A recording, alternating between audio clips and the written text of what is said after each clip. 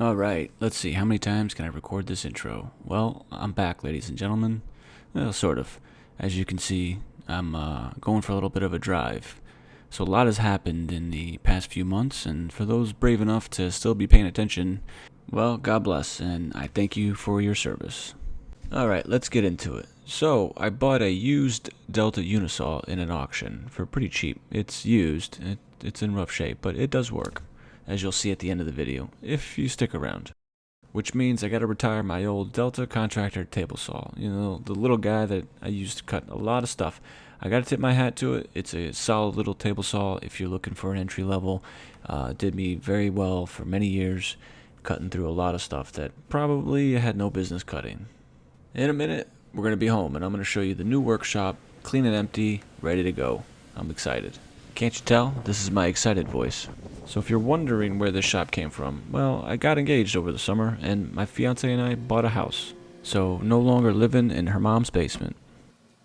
So at this point, let's get the table out of the truck. It was pretty heavy. It wasn't terribly heavy to move by myself, but getting it down onto the ground would have been a challenge. So I took it apart, and I got a second set of hands.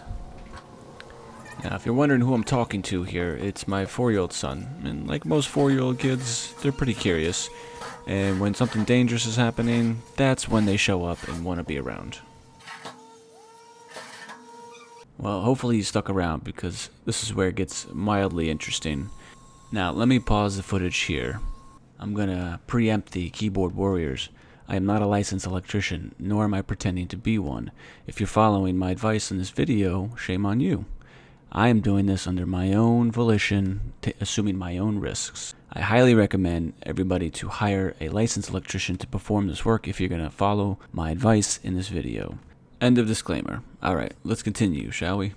I'm starting out by vacuuming out any dust and debris, although this box, whoever did the previous work, did a really good job. Everything is pretty neat. So I'll try my best to keep it that way, but I'm running some conduit, so I'm actually going to do this on the exterior. I don't have room to pull a cable down to the box from above, so this is going to be the quickest and easiest method for me. Now, initially, as you're going to see in a second, it looks like I'm running the elbow on the wall to the right. I changed my mind and decided to run it on the wall to the left. Now, let me go ahead and apologize here. For some reason, I decided to shoot this camera angle from behind so you could see my butt the entire time. I did not do that intentionally, I promise. You know, it's just one more feature of the high-quality productions here at Scotch and Hand Millwork. Thanks for staying tuned.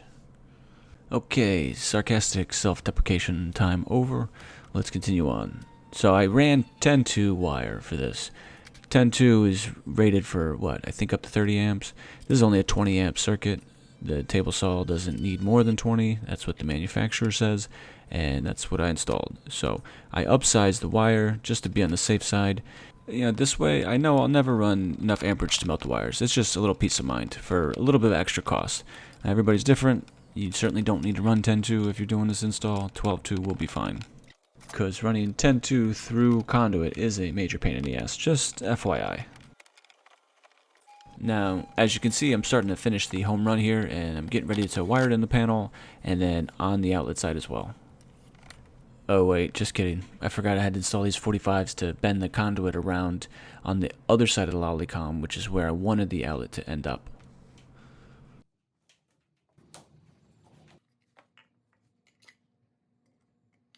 Oh yeah, this was fun. I went through a couple of bits just drilling holes in the lolicom for 2 simple little screws. Anyways, I know this is riveting, but let's skip ahead. And just like magic, the box is installed.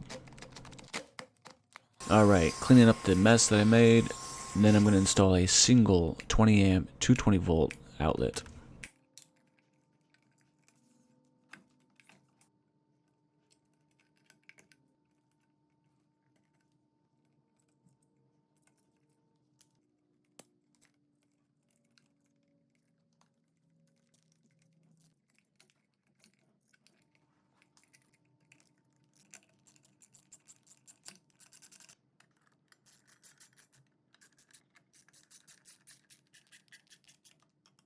Okay, so this table saw did not come with a starter switch, so I am installing one custom with this box. I had to figure out a way to mount it. I came up with a solution. So I'm just measuring to cut out this exterior box cover. This is a waterproof outlet box meant for outdoor, but it's sturdy PVC and it'll hold up for what I'm trying to do with it. So I'm just using a little hacksaw blade here to cut out for the insert for the starter switch, which is a single phase 20 amp 220 volt rated switch. Make sure you get the right one for your application. So to glue this onto the face, I used a little super glue. You could use epoxy, you could use whatever you want. You could try to screw it in. I just went with super glue. So I'm using a hole saw here to drill 2 holes, one for the line side, one for the load side, and that's going to wire up to the switch. You'll see in a minute. So I'm starting with the load side, which would be the motor leads coming in. So after installing some spade terminals on both sides, the line side and the load side, they just screw right into the switch. Easy peasy. Did I really just say easy peasy? I gotta go back and edit that out. Alright, we're almost there, guys. I promise. Let's start wrapping this up. So I got some SO cable, which I think was 12.3.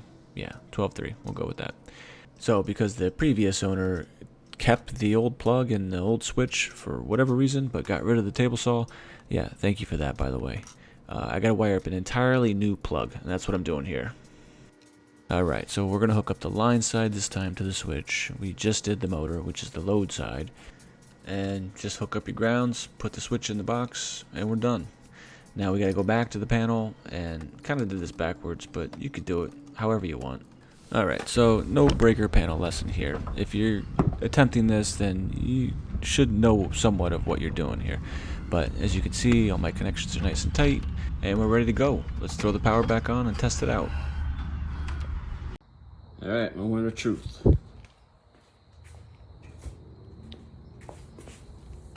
Let's hope I did this right.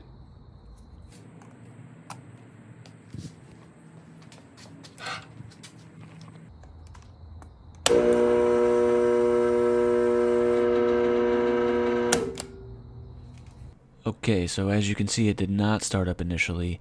I wasn't really sure what had happened, so I turned the motor shaft by hand, the blade where it was attached, a bunch of times. Then I went to restart it again, and it did fire right up. So what I think had happened was a bunch of corrosion and rust had just built up over time from just sitting, and it broke free. Alright, let's try this again.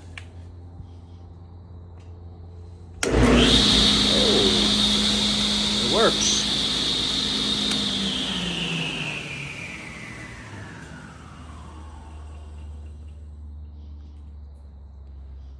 And I didn't kill myself. Alright, so that's a wrap. Thanks for sticking around if you've made it to this point. As you can see, I'm back. I'm a little rusty. I gotta get my groove back, but I'll get there. Next video will be woodworking, I promise. I got a big project coming, and yeah. Thanks for watching as usual, and stay tuned for more.